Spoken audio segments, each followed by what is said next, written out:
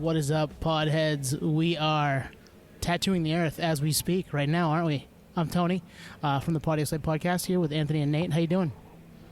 I'm doing good, man. We are in the balcony of the Palladium. So if you've ever been in the Palladium in Worcester, you know that there's downstairs, then there's a balcony. We're up here kind of trying to shield from the noise, right? How you doing, Nate?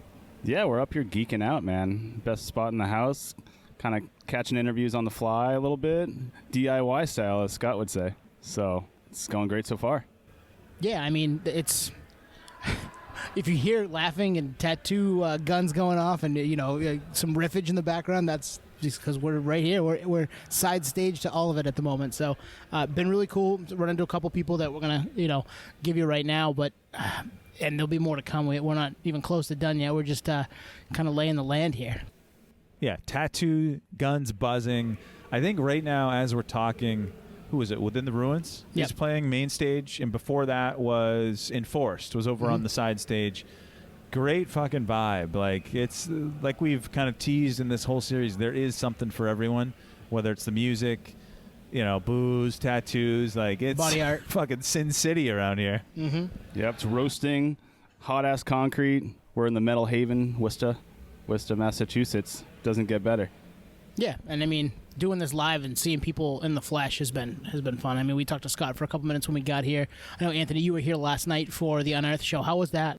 That's right, yeah. So Unearthed headlined upstairs Palladium. So if you're familiar with the Palladium, there's like the 200 cap big room, but then there's an upstairs room. I think it's like 500 cap. 2,000 cap big room. What did I say? 200. Oh, Jesus. 2,000. Yeah, 2,000. Good size room. Upstairs, 500. Unearthed headlined, and Trevor, the vocalist, said they hadn't played upstairs Palladium in 19 years. They played downstairs. Crazy. I think they opened for the Shadows Fall reunion back in December. But it was fucking awesome. Sworn Enemy played. Who else? Boundaries from Connecticut. I think Chained to the Bottom of the Ocean and Some Nuri played. And it was great.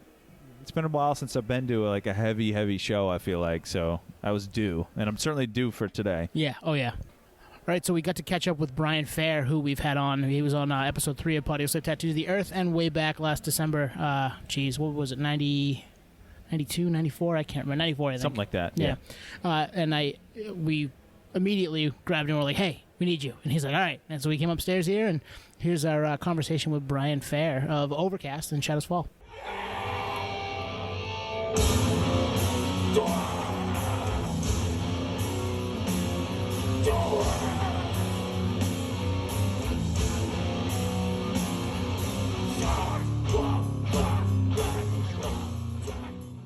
We're here.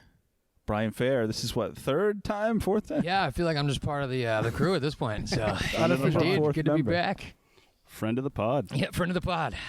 Yeah, no, I just walking through the lobby and just happened to run into you. I'm like, hey, what are you doing? He's, I'll get a picture taken. And yeah. You know, doing that Pop up rock star stuff, photo time, Absolutely. you know. Yeah, it's pure debauchery back here. Oh, yeah, dude, Anyone listening? the insanity. You can get yourself an orange and some tea. It's a party back here. A haircut if you'd like. Yeah, I was surprised by the haircuts. That was exciting to see. I haven't had one in about 28 years, but maybe today will be the day. Yeah. Today, hey, they're probably free for you. So So, how was last night? Oh, man, last night was great. We played in Brooklyn. First show Overcast has played. Jeez, it's been, at this point, it's almost a decade, I think. So, which I was glad we got to do a warm-up gig. It was like perfect hardcore venue, Kingsland in Brooklyn. So, you know, getting on a kind of a small stage, sweaty, little packed, tight hardcore show was great because going to the big festival for the first show would be a little bit more unnerving. You know, we'd be stepping on each other's toes and shit. So, but yeah, it was awesome. The band sounded great. Our friend Matt is filling in for Scott, who wasn't able to do these shows, and he sounded incredible. So, man, couldn't be more excited for today. Hometown gig. It's going to be awesome. I can't remember. Were you guys practicing before this, or was it just like? Till Scott Lee brought up the idea of even us doing this, you know, I threw it out as kind of a long shot. Killswitch wasn't on tour, so Mike was available. The other guys were all jumped in immediately. They started jamming a lot. They were practicing a bunch. I was, as we know, doing my calisthenics in my basement, you know, with the acapella hardcore vocals happening. So getting my ass ready. I got one full band practice in this week when I flew in, though. So we got to run through the set and felt real good. And then last night was awesome. And then hopefully tonight goes just as well. So. Yeah, no, we were walking around outside, and it looks, there's energy out there right now. Yeah, well, this lineup is insane, man. When I got the set times, because I was nervous at first, I was like, I hope there's not like bands playing at the same time, because there's not a single band I don't want to see. I was like, if we go on at the same time as At the Gates or Crowbar or something, I'd be so bummed out. But then I saw that there's no crossover at all. It's just unstoppable. And we go in, you know, like our spot is perfect for us. So I cannot wait, man. This is gonna the setup is amazing. The vibe is just already awesome. There's already a ton of people ready to stampede through that gate as soon as they open it. It's just gonna be killer. Weather's good. Like after yesterday, this is awesome. Exactly. Not quite as humid as it was. It was like an armpit last night. And of course, I got to blow up Pete from Overcast Spot here. We got out of the show, and he was trying to be the responsible one through this tour and booked us hotel rooms. And we drove about 45 minutes out of New York City to, you know, like only have to drive a little bit this morning. And we get there, and I notice it's taking a little longer to check in than it should. And he booked them for September 9th. Oh, no. Not even like tonight or like something close. I'm like, so you're just clicking away at like whatever spot looked good? So after calling a few other spots that were either full or like insanely overpriced, I drove us all the way back to Massachusetts last night. No. We got in about 4:45 this morning. Dude. I passed out on his like son's like little single bed for like a few hours. And, you know, cursed his name a few times, and then, but we made it. So, and the fog last night was insane. So I'm like, cool. I'm already driving sleep deprived while everyone else who said they were going to stay up is snoring. And then the fog gets to the point where I'm like, are we just literally driving into like a John Carpenter movie here? Like, what the fuck is going on, man? But we made it, and we're here. And sleep deprivation actually probably adds to the chaos of this set. So I'm looking forward to just fully losing my mind. It's full Overcast nostalgia, like driving the van, everything. Dude, like it was right back to like, this is why I stopped doing this in 1998. You know, like you bunch of clowns couldn't still get it together. And But- it's always like friends that say that, yeah, we'll just put the music on really loud. We'll stay up with you, and they're always sleeping. Totally. 5 minutes in, they're sleeping. Pete's like, I'm going to do an all Massachusetts playlist to get us home. And like, he passed out after Boston, you know, like we were in the Bees still and he was already sleeping. Yeah. And, but you know, it was funny because I was literally, as you know, everyone was snoring and I'm just white knuckle driving through the fog. I was like, this is the perfect Overcast experience. Right? Yeah. So when we spoke to you for whatever it was, episode 3 or whatever for the Tattoo of the Earth, you were saying that you were trying to get in vocal shape. So after one show, were you out of breath? I mean, I was pretty beat up by the end of the set last night because we did a full headliner where we did, you know, probably close to 50 minutes, which for Overcast might as well be Jesus, like, you man. know, the Grateful Dead playing for 4 hours. You know, like it's the same equivalent. And this morning, though, I felt good. I had my throat coat tea. You know, vocal warm up went fine, so I'm feeling good. And we're doing a half-hour banger tonight, so like that's gonna be no problem. So, and then we got one more show in Albany tomorrow I get through. I'm somehow sneaking in doing some backup vocals for Death Ray Vision tomorrow at the studio. Nice. And then I go right to Shadows Fall practice Monday. Furnace Fest, right? Yeah, cause, we got Blue Ridge Rock Fest first, and then Furnace Fest. So it'll be my only rehearsal with the full band. So. Wow. And then I fly right back and go right to work. so someone else needs to drive that van. Yeah, shit. What the hell, man? Honestly, when Pete drove in the past, I felt more comfortable doing it myself. It's fine. Yeah, smart move. You got here. So Yeah, that's a good exactly. yeah, But, you yeah. reach an age, you're just like, all right, we're getting hotels. I'm not driving. Let's just plan this Well, shit. that was Even the- this trip, I'm like, let's Dude, let's that's plan I this. was like, we're not gonna go old. We're gonna get hotels. We're all like 40-year-old men. Like, let's do this right. And when we got there, I was like, man, that was the easiest drive out of the city ever. There was no traffic. You know, it wasn't even crazy anywhere. We're here so fast. And then it was just like such defeat. You know, like, just got a coffee and was like, here we go. White Knuckle, get here, get back to Mass. Yep. Well, we're excited for the show. We're probably, about a half an hour away from it getting going. Yep, it's about to get the party is about to start, and trust me, this is going to be a party. The Yeah. bands that are here are like most of these bands have toured together a million times over, know each other super well. it's gonna be incredible today, man. I'm so stoked. I was gonna say for you, this is like a high school reunion, right? 100%, That's man. awesome. There's some people I haven't seen in forever, like running into the Bleeding Through dudes, like Yep. just a minute ago. Like, of course, Terror's borrowing all our gear, so that's right back to normal there.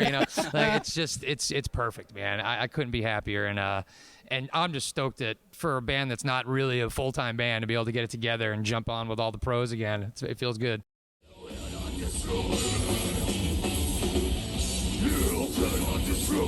And I'll fight you without the strength I've left. And I'll feel no blood. All right, we are here. Brandon from Bleeding Through. Thanks for joining us pre-show. No problem. So the last time we saw you in this building Yeah. was 2000. This is us personally. 2005, the Stress Tour. Wow. Who opened? Shit. I mean, that tour was Darkest Hour, Misery Ding. Signals. Who else did we bring on that tour, man? I know this band called Fight Paris was on that. Yeah, they were. They on were that. the opener. They were the opener. That was a Trustkill band. It I was a think. Trustkill band. That was like a little favor thing. I don't mind saying that now because I don't know what those dudes are working at banks now. I don't know what they're doing. I know there was another band, and I'm drawing a blank. Zayo Zayo was on. Okay, cool. and That's Martyr. right. I think Martyr No. opened some of them. Shit, you might be right. You know what? They were on the flyer when I looked it up. You I know actually what? You don't might be right. remember them playing though. But I don't know if that was it because we did another tour with Martyr and Walls of Jericho, where I don't think we played here with that. Right on. But yeah, Stress Tour. Jeez, man. That's way back. I was like, I That was looked up. I awesome. was like, 2005. I haven't seen these fucking. It was guys really weird because like when we first started playing this venue, it's like I never thought we'd ever like play like a main stage show here. It's kind of weird. And I remember on that tour, I remember Scott Lee being like, "Dude, there's a lot of tickets sold, so we're gonna go in the main room." And I'm like, "Fuck, I don't want to play the fucking main room. Like this is too big." And it was cool. Like that was like a good surprise tour. But man, wild west days, man. Shit. Yeah, we're talking almost 17 years ago now. Yeah, so. that's just like It's crazy. look where it's all. So You know what's crazy though? Let me just jump in really quick.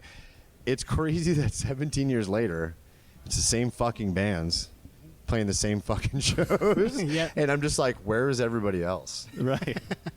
I don't know. It's weird. It's weird.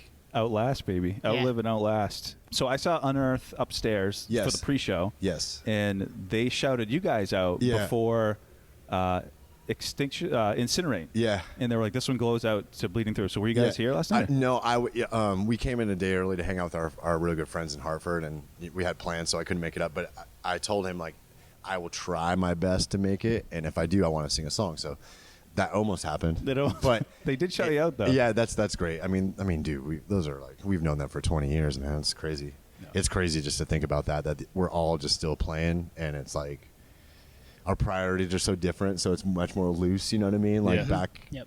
I've been like telling people like, you know, this type of music. It was weird. It was just we all supported each other. We were all underground, and then it was like Ozfest 04, and then Management.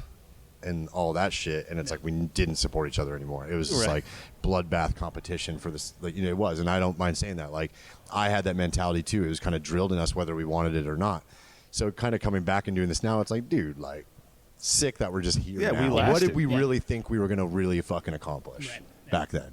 Like, did we think we were gonna be Pantera? Like, maybe managers thought we, you know, but no. Right. Like, what was the ceiling What in their was eyes? the ceiling Yeah. then? Like, if we just would have fucking all been cool and like, hey, hitting people up, you want to go on tour? Yep. Okay, cool. And then so let me talk to my management, and then they'll talk to the agent, and then they'll find a reason why they should be playing higher than this and make more. And it's just like that ruined like 7 years of my career for Yeah. real. Shit sucked. And it is a different era, so there's a mystique around the whole industry, There both was, artist man. and fan. You don't know what the ceiling is. And You're it just was going for weird though because it was like within like a couple years, it was like Bleeding Through was playing upstairs, and then all of a sudden we're almost like we're filling this place, the main room out. Yeah. And it just happened so fucking fast. You know what I mean? So I think everybody was like in scramble mode, and people started believing that like maybe this is like the next thing. But we were never as big as new metal, dude. No, How fucking shitty is that? although some of the bands from the OC scene and mass scene tapped on that door as far No, as they did. size. Absolutely. I mean, dude, Kill Switch, Yeah. fuck, man. Like, Yep. I mean, if you look at it, like one of the biggest rock bands in the world is Avenged Sevenfold. You know what I mean? Yeah. So it's cool, man. And now they're partnering with Kanye? Was that or no? Was that what it is? M Shadow said they were influenced by Kanye. Oh, So wow. here we are today. Tattoo the Earth. Okay. How'd you guys find out about this? I mean, I'm sure when you heard it, you're like, yeah, I'm in. Honestly, Scott Lee just texted me. He's like, "Bro, you want to play a show with Hatebreed in fucking in August?" And I'm like, "Yep." And that was it. It's a stacked lineup. And then I'm like, "Dude, the lineup is crazy. It just goes straight in."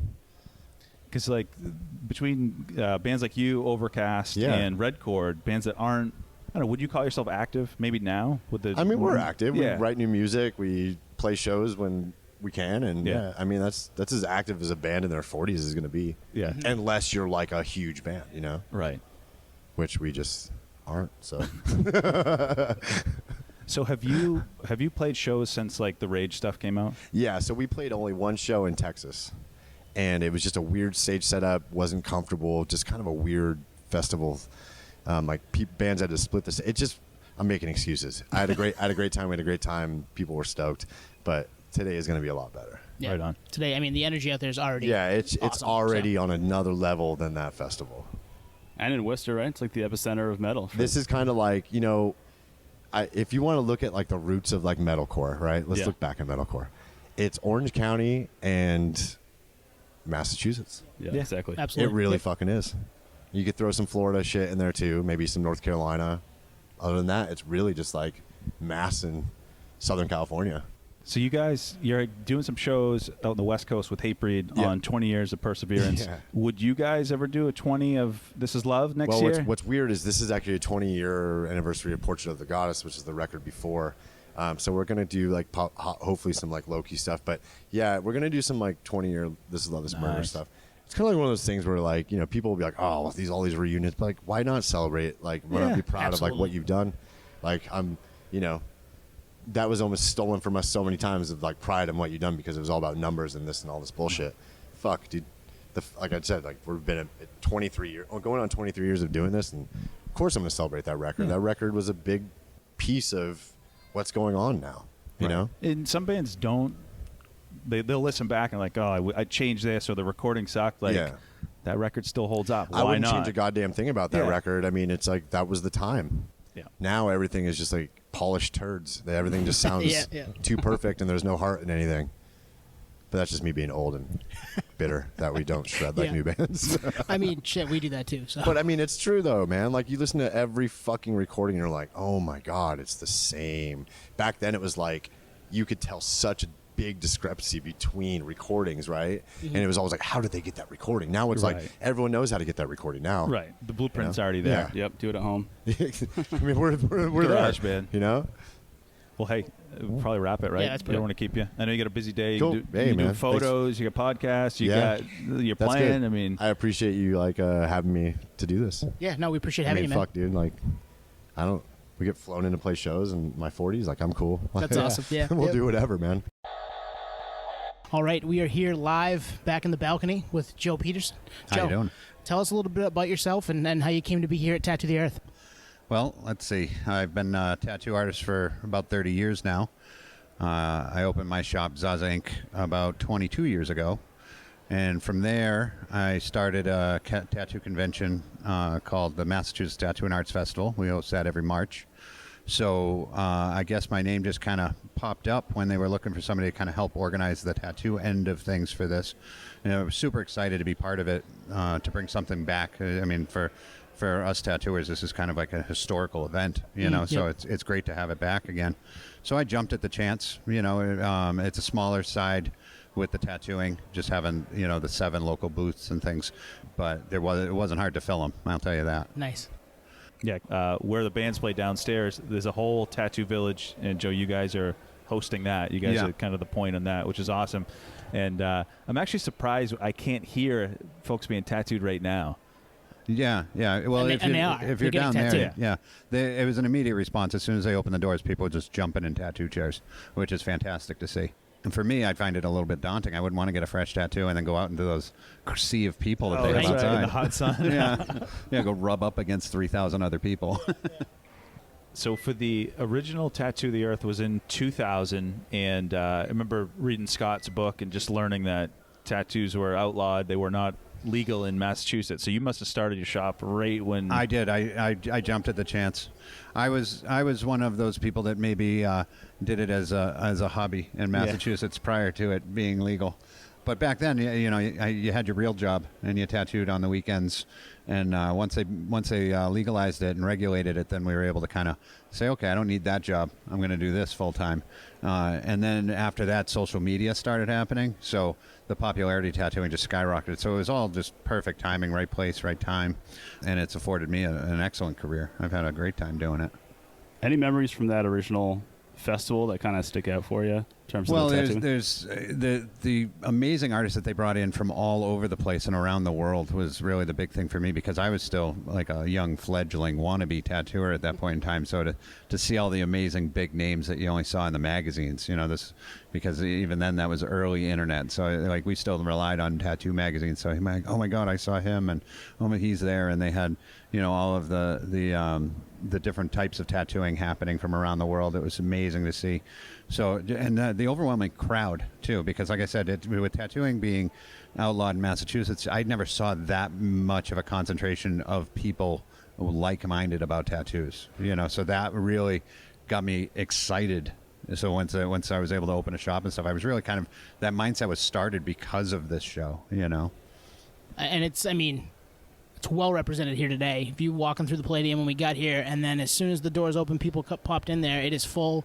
There's people getting tattoos, body art, all that stuff. So it's certainly a different world in 2022 than it was when you were opening that shop in 2000. Yeah, way different. I just even if you just go outside and you don't come into the tattoo lounge, it just look around. I mean, you'd be hard pressed to find somebody who doesn't have a tattoo out. You're looking at one of them. Me and Anthony might be the only ones. You know what? Stay different. You be you. I'm not going to give in. I will not get a tattoo today. I will not get a tattoo. My wife really wants me to get one, and I'm like, we'll see.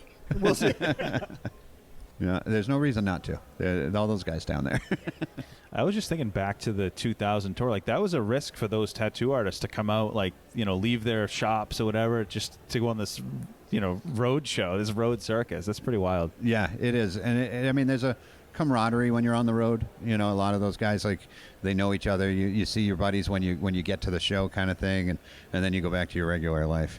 So there's kind of that excitement that always did it, and there was always kind of like, you almost had like a different personality when you were at the shows than you did when you were at home too. It brought out that like animal side. Absolutely. It was a lot of fun. Yeah. We've seen a few of those today. Yeah. And there's more to come. The sun hasn't wait gone till down that bar's yet. open for a while. So the Tattoo the Earth 2000 festival, was there a lot of relationships built on that circuit for you from there going forward? Yeah, most certainly. For me, like I said, I was a younger, more beginner tattooer at that time. So for me, it was not only like able to meet my idols, but also like develop some people that I would consider to be mentors and things like that, and learn from people that were a little bit more road worn and had seen more and done more. Whereas like, if you tattooed back in Massachusetts back then, it was you were living in a box. You were really inside a bubble. I tattooed for a few years before I ever met somebody else that did it. Oh, wow. You know what I mean? So it was, you were definitely alone at that time. So a show like that really, I was like, wow, there's other people that do this and they're willing to talk to me about it. It was really a cool thing. It's a different world. 2000 when the show came through. They got banned for life, right? And now we're finally back 22 years later because the culture has changed and it's way more accepted. And like you said, you walk outside, I think Anthony and I are the only ones without a tattoo. So yeah, oddballs. It's changed. How surprised were you to see it come back?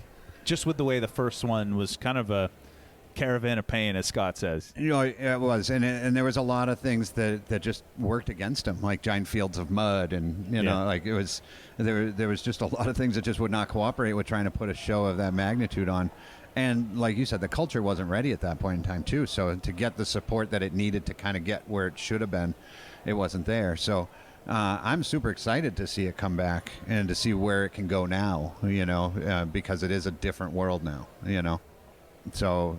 Yeah, like I said, I immediately jumped at the chance when he came into the shop and started talking to me. I was like, oh, hell yeah, anything you need, let's do it. Let's get going, What do you think is like the next thing in the world of tattooing? Oh, I don't know. I might be too old and jaded to answer that question for you. Like, I'm constantly looking at these young guys going, what are you thinking? Like, this, what are you know, just quit trying to reinvent the wheel. We already did this. You know what I mean? I can only imagine how all those tattooers looked at me back then. You know what I mean? Because that's how I look at these guys now. I'm like, cut it out. But so who really knows where it can go? I don't think I'm imaginative anymore to do that, to be that guy that answer that question, You gotta talk to these young kids and say, where are you going to bring it? And there's only so many body parts you can Tattoo, yeah. Oh yeah. Well, I mean, I've been doing this long enough where I've tattooed like 3 generations of some families. You know what I mean? And I've got people that have their whole bodies tattooed, and they're like, oh yeah, see this little spot? Let's put something on top of that. Let's do this. Let's do that, or start redoing their old tattoos and things like that, just to keep feeling it, keep getting it.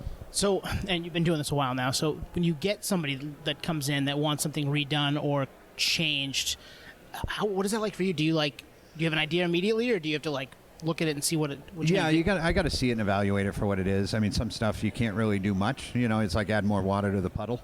You know what I mean? Right. So I love that. It's like there's enough ink right there, but it's just like black is black. Like it's not going to change.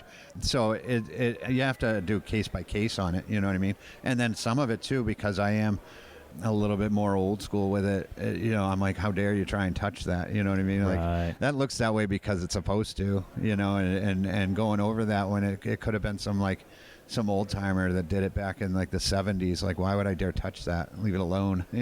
And that's the thing. You don't know who did it before. That's a cool element to it. Yeah.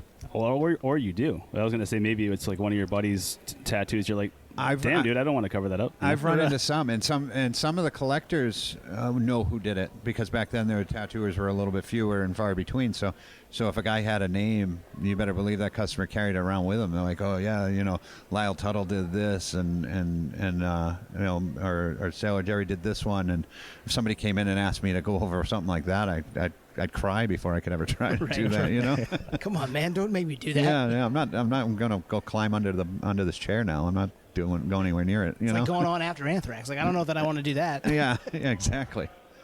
So where can people find you on the internet, on social media? We do ZazaInc.com, and then ZazaInc on Facebook and Instagram. That's at least where you find like the crew, and be honest with you, I have staff that does that. So like an internet stunt double, so you can talk to a guy who pretends to be me on the internet. Nice. And then your physical shop, where? That's in West Boylston, Mass, right next to Worcester. Central Massachusetts. A nice, easy location, and we've got 6 artists going all the time. They're super busy shop. And we'll link some of that stuff in the show notes. So if you can't find it, it's right there. Go down, scroll down. Perfect. Awesome. Joe, thanks for your time. Yeah, thank you. No problem. Thanks for having me. All right, we are here now with Will Peterson, Joe's son. He also works at Zaza Inc. for, 5 years now? 5 or 6, but I think he just likes to downgrade into 5 just so he doesn't feel so old anymore. Yeah. So, thanks for coming on. We're getting a little more of the, the younger tattoo perspective. So, absolutely. Talk to us about how you started with it. Well, as you said, my dad is Joe. I've been apprenticing under him probably before I was actually apprenticing. So, even being like 12 years old, I was making stencils, setting them up, cleaning them up, all the fun stuff, helping around the shop, working the desk when I was, 16 or so, so always been around it, always been helping out in some way, shape or form, that kind of thing. And I think it was just probably only natural that I started tattooing and going from there. That must have been wild, because you probably grew up in the tattoo shop. Oh, absolutely. Like, literally like in the tattoo shop. Never, since I was 5 years old, just would go there, oh, cool, we can't find a babysitter. Let's stick this kid in the corner, have him draw some stuff. Yeah. That's all it was. You probably hear the needle in your sleep still, right? Oh, I'm deaf to it now. I don't even faze me anymore. That's sweet, and you fully embraced it. It's like the John Bonham and Jason Bonham thing. Like you said, I'm gonna do this and fully embrace it and make it happen. Absolutely, yeah. No, I don't think I would be happier doing anything else. Don't get me wrong. If I was doing anything else, I'd be doing some weird stuff. But yeah, but I definitely would not be doing much else than being nearly as happy. So, are you John Bonham, Jason Bonham, or are you Max Weinberg and Jay Weinberg? Oh, so I'm going to be very, very, very honest here. I don't know who any of those people are. No, come on. All right. Well, the Bonhams are, sorry, Nate, go ahead. You tell them. Yeah, John Bonham, drummer from Led Zeppelin. Jason Bonham's his son.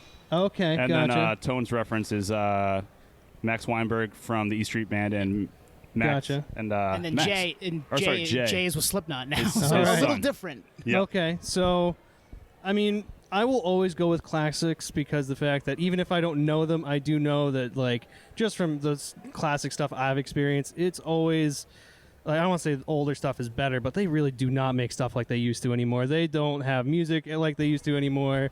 You know, they don't tattoo like they used to anymore. Like, it is so different just from what I grew up with, seeing what my dad's done, just listening to stuff I've listened to, seeing the stuff I've seen. You know, like I might have done all of it in my 5-6 years, of course not, but I've at least seen it, you know, if not read about it, heard about it, everything. So I would probably just go with, you know, the classic, you know, Led Zeppelin, that kind of thing. Don't get me wrong, I love Slipknot there too, but Yeah, I mean, and to have your perspective doing it from seeing it from a young age, but now just kind of getting into it and being 5 or 6 years in, what's changed even in the 5 years you've been doing it? oh my god, rotaries. Like they just, oh boy, they love their rotaries. We just call them, can I like swear on this? Oh, yeah, absolutely. Like, so, Let it like I can just say whatever Yeah, I you want. can say All right, whatever you want. Fuck yeah. All right, so yeah, we just call them like vibrators and dildos and shit now, just because of the fact that they are just like there's this little vibrating pen that you just tattoo with, and they just always look phallic in some way, shape, or form. It's great. You know, they just absolutely love that. I was trained on coils, which is definitely a more like kind of traditional type of machine for sure, but you know, like my perspective is very odd because all of my teachings is from my father, who has been doing it for 30 years, probably a little bit longer, but don't tell him that, all right? Yeah. But at the same time, you know, like I get all these newer artists that can, you know, guest spots and, you know, all that sort of thing. So I have a lot of weird perspectives of like, I know the plus and minus to all of it. And I just kind of fall back on, like I said, those classics, you know, like Smart, yeah. just tried and true, you know? If it ain't broke, right? Oh, exactly. Yeah. So we're at Tattoo the Earth Music and Tattoo Fest. So Zaza is you guys are hosting the Tattoo Village downstairs. Have you guys done something like this in the past with? Oh yeah. We host the Massachusetts Tattoo and Art Festival, and we're doing that every year. I think we're on our 13th year, 14th year, something like that.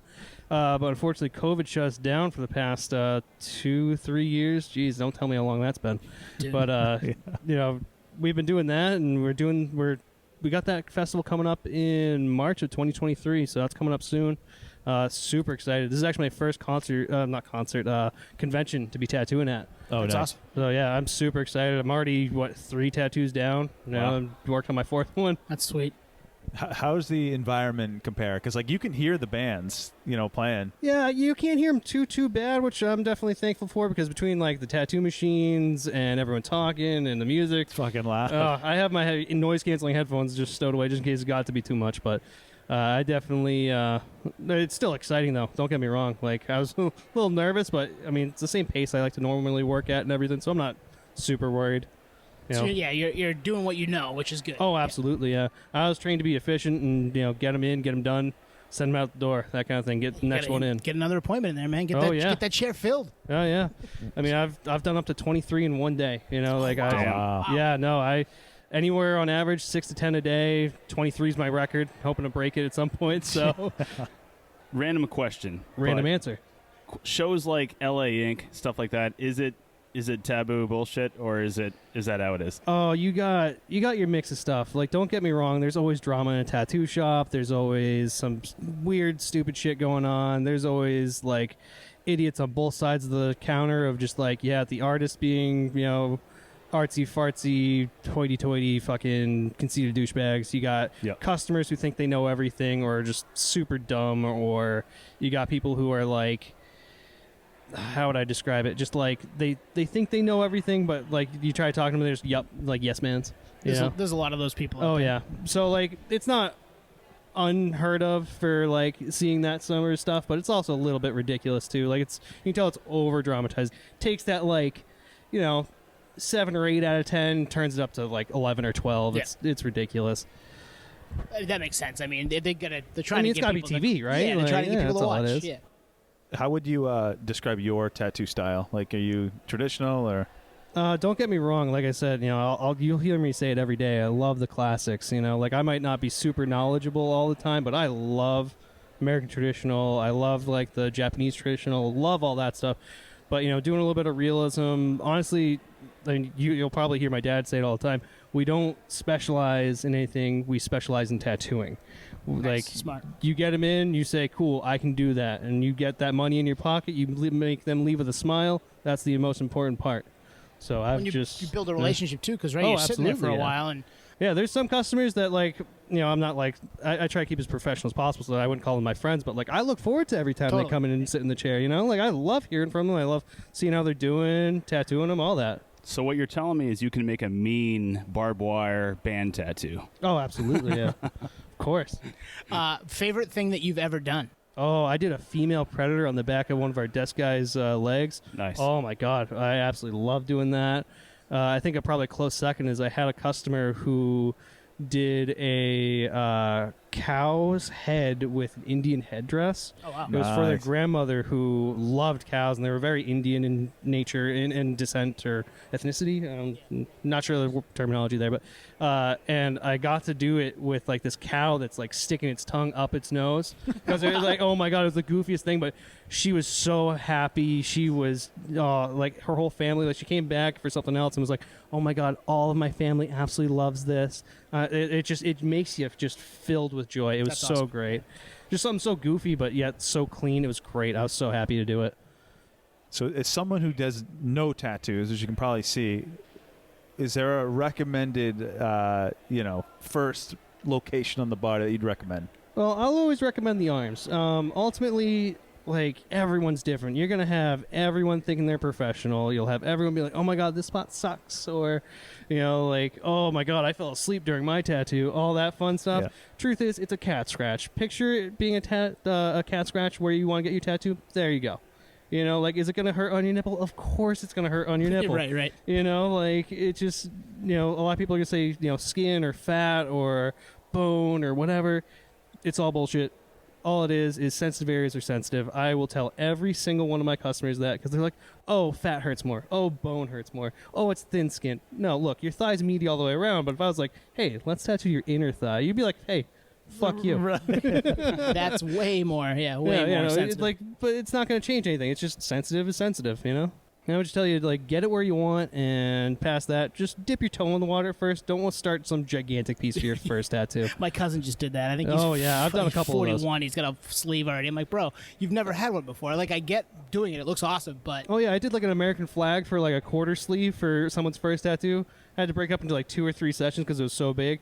And I was like, dude, like, first tattoo, and you got some balls, and I admire them, but, like, I would have told you just dip your toe in the water. Get something small. Just make sure you know you do, because worst case scenario, they pass out. They don't want to finish it. You got a half-finished tattoo for the rest of your life. Fuck that. right. Awesome. Well, Zaza Inc. It's in the show notes. We talked to your dad, Joe. Now we're talking to you, Will. Thank you for coming on with us today. Absolutely, my pleasure. I absolutely love this. This is great. Yeah. Awesome. Thanks, Appreciate it, man. Thank you. Awesome, man. Thanks. All right, thanks, guys. All right, we're back in our little setup here in the bleachers of the Worcester Palladium, our little humble abode, and we're here with Can Man. How's it going, man? Doing great. Nice. We're here, Tattoo the Earth 2022, to geek out and talk tattoos with you. Hell yeah, absolutely. Let's do it. So tell us a little bit about yourself. Okay. I grew up here in Massachusetts, and I started tattooing in 1995. I actually learned to tattoo down in Orlando, Florida, and was there for, so I was 6 years into my career when the first Massachusetts tattoo show happened. And my boss would allow me to come up here to Mass to, like, not allow me, but I would visit my family, and my boss would let me take my gear up and tattoo. Now, granted, it was illegal to tattoo, but I was a licensed artist from another state, and that's what I would tell people. I'm not a fucking kitchen magician. I'm licensed in another state. They just don't allow me to do my shit here, Right. So I was coming up, I would be doing tattoo parties and stuff, and then she's actually the one that told me, she's like, hey, there's going to be a big tattoo convention that Paul Booth's connected to in Massachusetts. It's going to be the first one, and that was the year it went legal. So I think the show was before it went legal or after, I can't remember. The first Tattoo the Earth was in 2000. Yeah. So right before. 2000, okay, yeah, So that's they couldn't right. tattoo. Yeah. And I think the whole festival got banned. The Revere Suffolk Downs Yeah. show. I think, from the state, right? The state of Massachusetts Yeah, was it's like, too rowdy, apparently. peace out. But Yeah, now we're yeah, back. 22 yeah. years later, we're doing it Yeah, right it's now. funny, yeah. And tattooing's mainstream now, so everyone Yeah. would be That's why I told Scott, it's like, it was kind of like you were before your time, man, because the general public wasn't completely on board with the popularity of tattooing at that time, you know? But, you know, I was telling him what was incredible about that show is that you had some of the best tattoo artists in the world that were here. And this is back in the day where, you know, when you go to a tattoo convention, you had that opportunity to get tattooed by some of the greats from all around. Whereas nowadays, you know, like we'll just use Paul Booth as an example. You know, back Right. then, if you want to get demonic black and gray, he was the man to go to. Nowadays, there's at least 1 or 2 artists in every state that can do that pretty good too. Yeah. So that's what made that convention so fucking special. And Paul you know? Booth's got like what, a 4-year waiting list at this point? Like everything's changed. now. Yeah, I don't know, man. He's been in the game for so long. I wouldn't be surprised if he's semi-retired, but Yeah. I don't know. Yeah, I know he's always going to be able to keep himself busy because he's just so good and he's an innovator, you know? So I'm curious. So you were doing it before it was legal in Massachusetts, or around it, and you know, 20. How many years you said? 6 years before, so almost 30 years. What's changed in the tattoo world? In the tattoo world, I would say that mainly the acceptance of it, I think, is the big thing. It's you know, it's just monstrous now. I mean, you know, it's almost like there's a tattoo shop that's kind of on every corner in a weird way. It's kind of getting up there with Starbucks and I was going to say McDonald's. Dunkin' Donuts, Yeah, Dunkin' right. Donuts, yeah. especially up this way. Yeah, exactly. So it's, I mean, there's just so many shops and there's so many tattoo artists. And the other thing about what's changed is the level of artistry is just when you think it couldn't get any better, there's young dudes I see that just like, you know, just a few years into the game, and I'm like, holy fuck, how are they doing that? That's just amazing. And you just, it's unlimitless as far as like the different styles, and it's just, you don't think that somebody could come up with something, you know, like what's left. And Right. yeah, it's They keep there's doing always it. something new. Yeah, they keep doing it, and I mean, it is widely accepted now, and Yeah. that's a good thing. I think. I mean, Yeah. I know Anthony and I, we've been joking all day. We're the only two here without one, I think. But like, I get it. Like, it makes sense. Yeah. It goes hand in hand with music. Like, Yeah, well, I it's don't know awesome. if you realize you guys are part of the cool club because you don't have tattoos, because tattooing was always a rebellious thing, and now the rebels are the ones that don't have tattoos in I know, a weird maybe way. I should stay a We'd still rebel. like to see you do it, but at the same time, you guys are kind of rebels, you know, so... I appreciate it. Yeah, man. It's because it's so popular. Everyone's got a tattoo, so, right? So we're on site inside the Palladium, Tattoo of the Earth 2022. How has it gone for you? Have you had clients today, or? Yeah. I actually have a couple. I actually brought 2 clients to tattoo today, and then I figured I'd just do some walk-ups a little bit later on. My one client, I did a sleeve of all like full-color horror characters like Jason and Freddy and whatnot, and then his other arm is all like old-school 80s thrash metal. Nice. That's awesome. I told him, good I place said, for I said, hey man, there's, you know, the Tattoo of the Earth show is going to be coming. I'm going to be tattooing there. You want to get a tattoo? And I said, you'd be a great advertisement for me. It fits the bill, you know. Right. And so right now I'm tattooing a Devil Horns Jester with like an old '80s spiked belt, Awesome. spiked wrist bracelet, and some lightning bolts and shit. So I said, let's do a tattoo that's in the theme of the show. So he was gung ho. So Right on. yeah. So that just made me think that illustration that you just described, is that top of mind? You just kind of came up with that and wrote it down on freehand, or? Yeah. I mean, I did it before I came here, but I Okay. was thinking of the show, and I'm like, it'd be cool to do like a cool 80s style tattoo, like metal tattoo for the show, and I was just going to put it on my table just to see if anybody wanted it. And then the more I thought about it, I'm like, let me call my client Justin, because he's a metal fan, and he'd be a great advertiser for me, just walking around, you know, people be checking out his sleeves and shit. So I just said, hey, man, you want to get tattooed there? And here's the design. What do you think of this? And he's like, fuck yeah, let's do it. So, yeah, it worked out perfect. So, and I've had a few people come up wanting to see how much, you know, get a tattoo design, and looking through my flash. We just tell everybody that it's only a day show, so it's... If they see something in our flash designs, we'll tattoo it. But if they want us to draw something, it's like, you better just Right. come out to our studio, Yeah. you know, when we have more time to do that. Where is your studio? I'm in Medway, Massachusetts. Yeah, a little south of Framingham. And what's the name of it? It's Visions Tattoo. Oh, right on. Yep. We opened up in 2004, so a few years after they legalized it. And, yeah, we've been going strong. Town hasn't kicked us out yet, so we must be doing something right. So you seeing this day and age, you seeing more walk-ups or more scheduled stuff? It's more scheduled stuff, yeah. I think that, I should say that basically there's still lots of street shops and people can walk in, and you're going to find a lot of those in the cities and like more tourist areas and stuff because it makes sense. But there's definitely a lot of people leaning more towards custom. And I just think I believe that's why the popularity of tattooing has really boosted up, is because people can see that you can do just incredible things. Yeah. You want a portrait of your grandma, or you want a portrait of your dog, or I mean, you want the Mona Lisa tattooed on your back. Somebody can do it. So I think the elevation of the artistry is what's gotten the general mainstream into like, hey man, I could be on board with this, you know. So. Well, and it can be personalized to you, right? I mean, you're putting it on your body, so that's personal. But then it can be something that means something to you, and that is way more accepted. You know, whether it be in the mainstream or even employers. I know growing up, my mom worked at a hospital and she couldn't, like, she had to hide. Oh yeah, now, absolutely. Now no one cares, which is yeah, awesome. Yeah, and yeah, to your point is that people want something that, like, you know, there's thousands of people with tiger tattoos out there, but if you have an artist that customizes it, he's going to do it kind of in his style and his way, which then makes it unique for that person.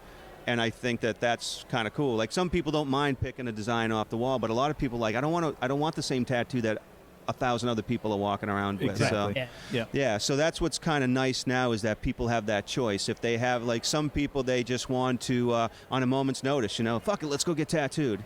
And that's what a street shop's great for. And then you have people that have meaning and thought, and they have this idea, and they want somebody to create something specific for them. So It's my wife. Yeah. She's got a tree on her leg. She's got a barley on her. She worked as a distiller for a while. Yep. Yeah, Something yeah. personal to her. Yeah, so it's nice that people have the choice and they can go whatever direction they want to go with it, you know. So yeah, Cam, man, thank you for coming on with us, man. And Visions, you said Visions? Yeah, it's Visions Tattoo. We're in Medway, Mass. Yeah, check them out. We will link to that in the show notes. Hell yeah. Awesome. Thanks, man. Thanks, guys. Appreciate it.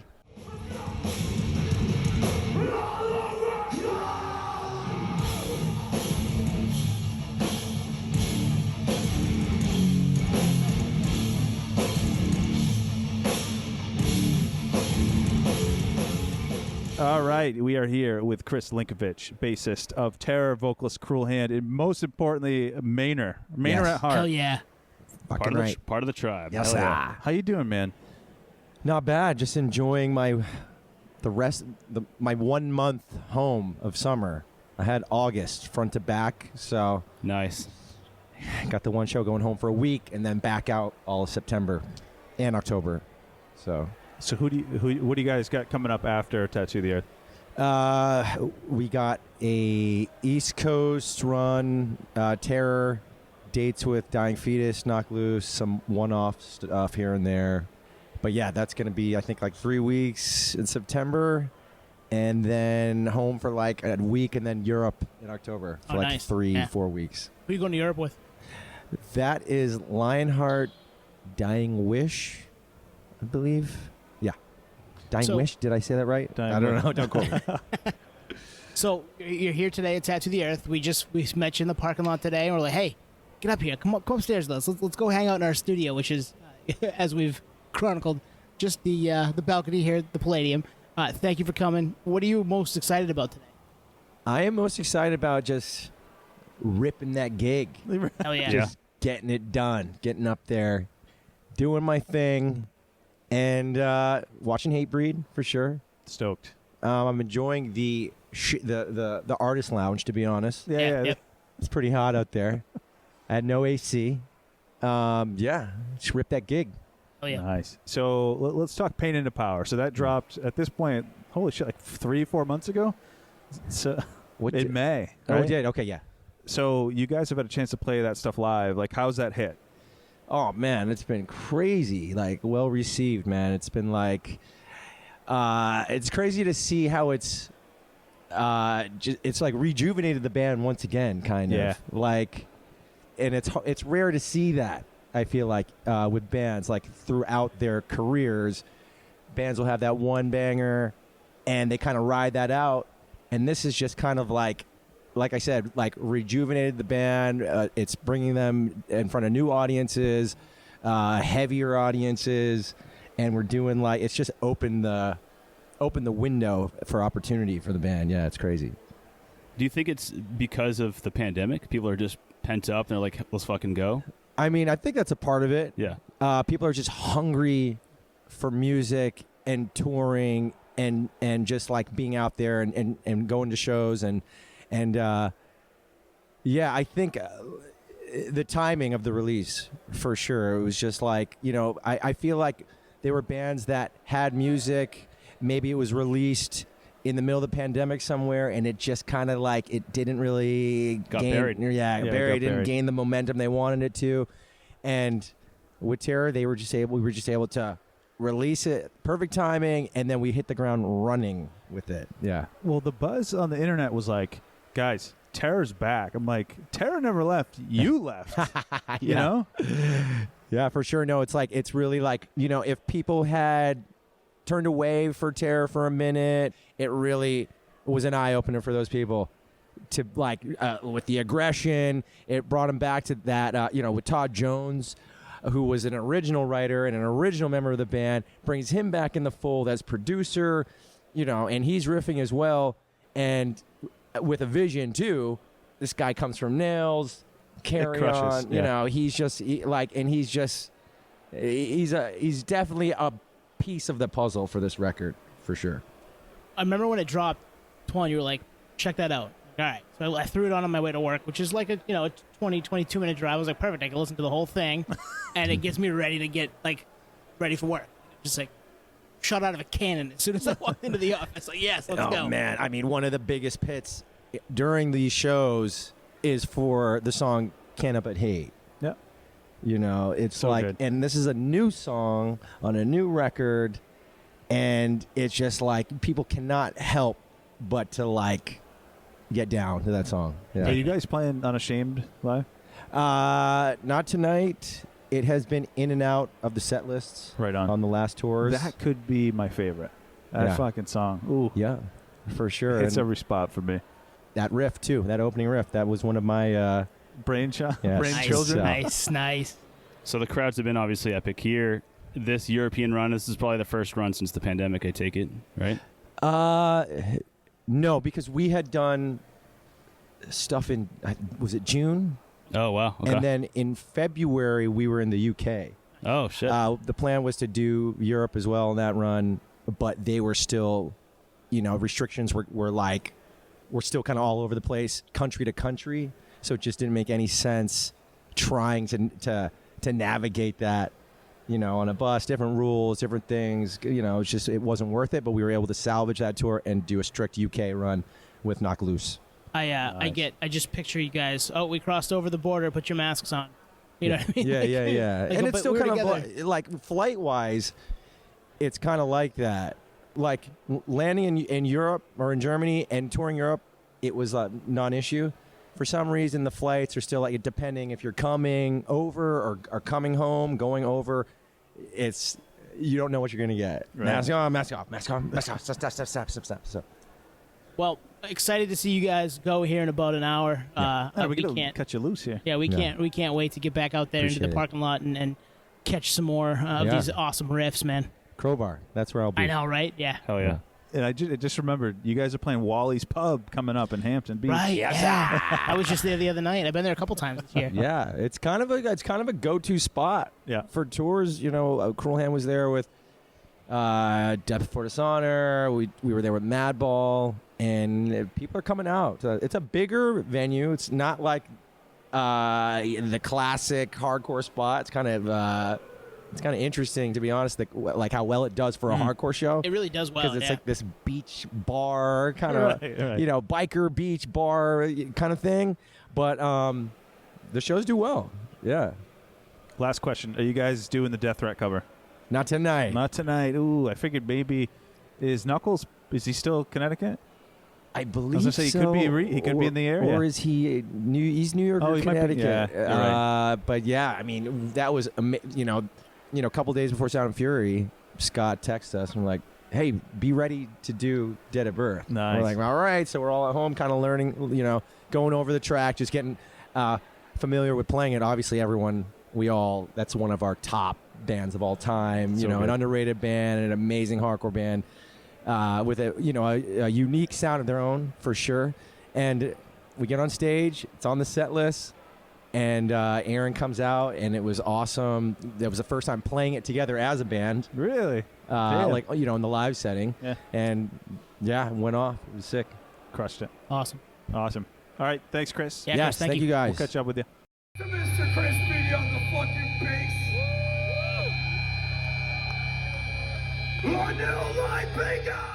All right. We're here with the one and only Chris Beatty from Hatebreed. Chris, thank you. Thank you. Glad to see you guys. Finally. Yeah. Worked it out. So this is a special one for this whole Tattoo of the Earth series and you'll have to fact check me. I think it's just you and Josta from the original Tattoo of the Earth it's also playing this. Yeah, definitely. Yep. Yeah. We were talking about that today, actually. Wayne, our guitar player, around this time, he was, I don't know, like 2000. What was it? 2002? 2000. Yeah, he was. We were in a van. We really hadn't made anything yet. You know, we were starting to like kind of climb the ladder or whatever, and we weren't driving in buses and shit yet. So he was like, whatever. But he's back now. Timeline wasn't quick enough for him. Yeah, exactly. So yeah, you know, 22 years later, you're playing the Resurrection here in Worcester at the Palladium Outdoors. That's gonna be kind of surreal, man. I haven't played the original and now playing this one. Yeah, it's cool, man. It's cool to see it come full circle, and you know, just to be back and in that same vibe. Like, I didn't realize this was even going on downstairs right now until we just came in here, and the tattooing is still going. And Yep. I remember Paul Booth was tattooing on that first one, and it was cool to see. Like, I think Kerry King got tattooed by him, and Ryan from Mudvayne. I saw there's a lot of cool shit artists, and everybody. The vibe was great, man. And Corey still is. from Slipknot got that tattoo on his chest, a world famous tattoo. Do you remember where you were when you got that call? I mean, we've had a few people on the podcast about that 2000 rendition. Were you just like, holy shit, play with Slayer? Why the fuck Man, not? to be honest, I no. That's fair. we were doing so many shows back then, and you know, I mean, sometimes we're doing like 300 shows a year. Wow. Like, it's fucking. I think about that now. I'm like, holy shit, that's like no life. You know, maybe we were just going full in. No, but I remember the tour. We were touring with Sepultura. We hooked up with those guys first, and they were on it, I believe. Yeah, they were on it. And Slayer, Slipknot, Seven Dust, Head PE, you guys. Yep, Seven Dust, Nashville Pussy. Yep. I remember that they were fucking rowdy back then, and so yeah, it was a good time. Definitely memorable. It's an interesting time for you guys because it's that 5 years between albums, so it's pre-Perseverance, but it was also pre-Ozfest for you guys, right? So was this the first like big touring festival you guys did? Yeah, I guess so. We were like just a hardcore band at that point, like trying to break through and just become like, I don't know, a household name, but we were just trying to make people not forget us. So just grinding out and stuff. And I guess it was the biggest as far as bands in the lineup that we had played with at that time. You know. Well, you succeeded on all fronts there. Everybody knows who you guys are now. So. Yeah, it's completely different, man. Like, no one expected this to last this long. So, you know, we're like, what the fuck? We're almost 30 years in as a band, so it's kind of crazy when you think about it. Really? I've always wondered that. Like, obviously, when you start it, you have no clue what's going to happen. But now that you're here, it's cool to see that you are surprised. You know? Yeah. I mean, we just wanted to be. We're all from the hardcore scene. And we just wanted to be a heavy band. You know, that was the only goal. You know, just have fucking people destroy it when we went in, and it's worked, and it's just keeps on working, and we really haven't fucked with any of the the method or anything like that. And it's, now like everything that happened from that point on, just wanted to be a heavy band up until now. It's just beyond what you ever imagined. You know, so it's kind of cool. They say the hardest part of the job is showing up. So you playing 300 shows in 1 year, you're showing up every fucking time. Oh yeah, it's not easy being on the road either, you know. And thank God we did that when we were younger, because I'm not fucking doing 300 shows right now. There's just no way. Like mentally, I got a kid and shit, you know. Like, I mean, we're grown ass men. But, I mean, we play shows and we give it our all. But 300 shows, that's not just in America. That's traveling the world, like planes, vans, you know, like all that. So. It's a grind. Yeah. It's a fucking grind, yeah. So you've been on tour most of the summer with Black Label Society and Anthrax. How's that been going? Oh, that's great.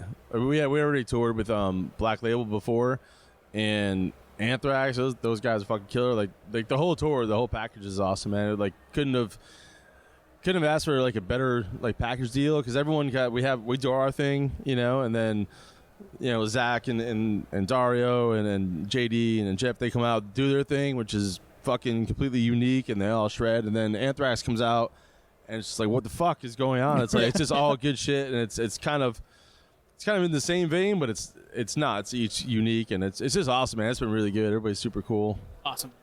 Well, it's funny when the dates were announced. This August 27th date was not announced at the same time, so it's like, all right, I bet that's coming here. And then the fact that it's Tattoo the Earth, like, were you surprised it came back? Yeah, I mean, we get tour dates, and I was like, fuck, all right, we're gone from this block of time to that. But this show particularly, like, has been, like, everyone's been hitting me up about it before I even fucking knew about it. They're like, you guys are playing the Palladium, and I'm like, oh, we are? All right, well, that's cool. And then I found it was Tattoo the Earth, and, I mean, you walk outside, there's like, I heard there was like 3,800 people out there. There's a lot of people out there right now, yeah. Yeah, so it's fucking pretty awesome. And then I didn't know about this till I walked in here to go do this meet and greet, and there's like tattooing going. And man, it's a good vibe, and it's fucking New England, so for us, it's amazing, you know. Yeah. Getting flashbacks to the OG Tattoo the Earth. Oh, definitely. I haven't been up right where we're sitting right now. I haven't been here in like 20 years myself. Damn. I remember I came here to see the Deftones just as like a fan and shit, and like Nice. fucking 03? yeah, Had to probably. be, right? I was at that show. Self-titled album cycle. Yeah. And I remember I was actually sitting like right over there, and we smoked so much weed with Steph before he went on, and I got up here and sat down. I'm just like, what the fuck? I was you like, thought gone. the Earth was flat. Yeah, he's up there playing the show. I can't even. I'm like, holy shit, fucking, give me a water. Yeah. So this is the 20th anniversary of Perseverance. Mm-hmm. Fucking love that record. That was, Thank you. I'm 36, so that was like when I got into you guys. It's a special record. Are you guys, like, does it still hold up for you guys? You know, because that's what you're Yeah. playing a lot for this tour, and I know you're going West Coast dates with Bleeding Through and stuff. I mean, all our albums, you know, like, we actually been playing a lot of Satisfaction on this tour too. Yeah, I saw that. Which is fucking like crazy that stands up, but Perseverance too. Like we just keep playing them, and then people love them, enjoy them, and do. you know, and it's just cool to see the longevity and you know, like fans appreciating like where we came from. But I don't know, it just all works, and it's all heavy, crazy, and people fucking go nuts, and we feed off that vibe, you know.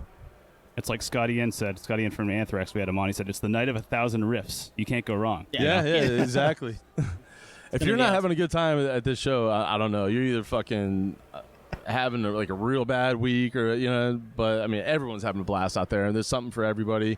You know, if you don't, we're not the guitar virtuosos on this tour per se. You know, like we're kind of like basic like caveman shit. You know, but if you're not into that, I mean, at least you can bob your head and fucking get involved in the pit. Then you have Zach coming out there shredding your face off, and you know, then Anthrax is thrash. It's so fucking awesome, man. It's good to see. There's probably like 2,000 riffs out there. Yeah, exactly. Not even 1,000. It's double that. I love that with you guys. Literally nothing has changed with you guys. I mean, you put out Way to the False Self, did that Bridge 9 run, played This Is Hardcore. You're playing this. Like, you can live in multiple scenes. Yeah. And that's how you've always done it. I mean, look at the original Tattoo the Earth. Yep. Yeah, we're like chameleons, I guess. You know, but like we grew up like listening to metal and hardcore, so that was always like that was normal for us, you know. And then we kind of bridged that gap where put us wherever, and we're just gonna show up and play and do our fucking thing, and you know, it always works for us. Beatty, thank you for coming on with us today, man. I really appreciate it. Thank you. Glad to be here. Glad to finally meet up, man. I know, right? Thank you for listening to Patio Slave. We are at Patio Slave on Twitter, Instagram, TikTok, all of the places that you can find us on social media. Facebook, Patio Slave Podcast. YouTube, Patio Slave Podcast there. Email us at patioslavepodcast@gmail.com. And hey, if you want to become a supporter, click on the link at the bottom of the episode and give us $1, give us $5. It keeps the lights on, keeps us going. We really appreciate that stuff. Thank you.